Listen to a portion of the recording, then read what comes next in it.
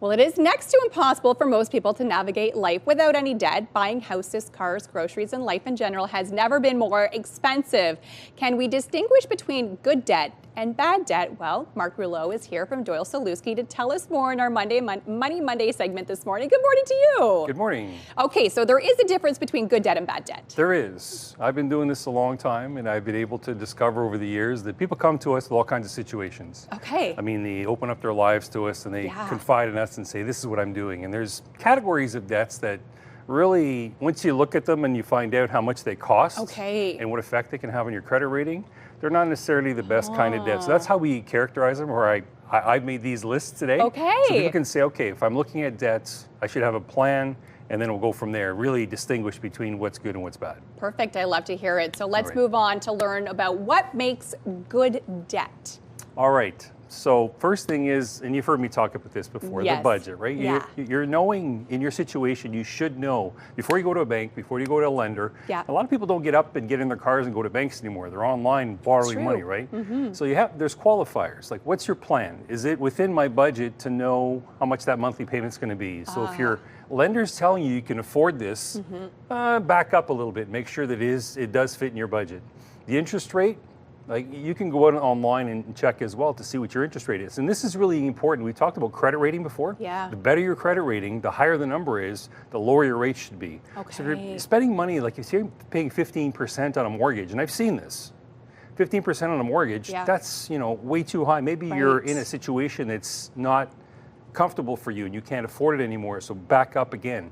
Have a plan to pay it off, because again, good debt to me, some examples, obviously we said, buying a house, a mortgage. You can leverage your current assets and your income to buy. Nobody can, or very few people, some fortunately can, go out and buy a house, right? You need a mortgage for that. You put your 10% down and you get the 90%. Same thing with a car.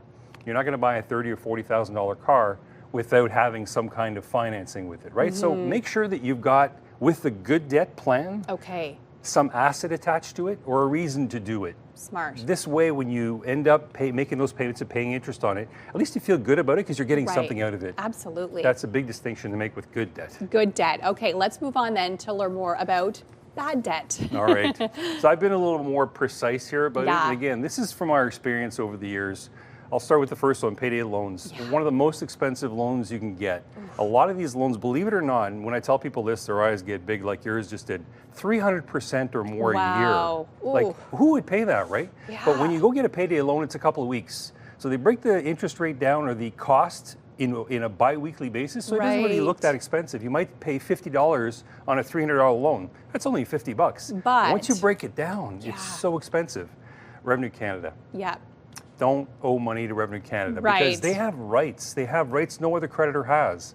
If you don't pay a creditor, normally what they need to do is they take you to court and get the money out of you. If you don't pay CRA, they can get to the point where they can freeze your bank account, garnish your wages, they can lien your home. So these creditors here, the bad debt ones, are the ones you don't want to get into because they have powers and it costs so much more. Utilities, turn your cell phone off. You can turn the lights off in your house. Dangerous, right? You don't want to get to the point where you owe utilities money. And the last one, that's the one we see the most often. Too many credit cards. A lot of people think that when they get to the limit on their cards, well, I'll just go get another card. Apply there. And at 20% plus interest rates, that's the one that's going to hurt the most on your credit bureau.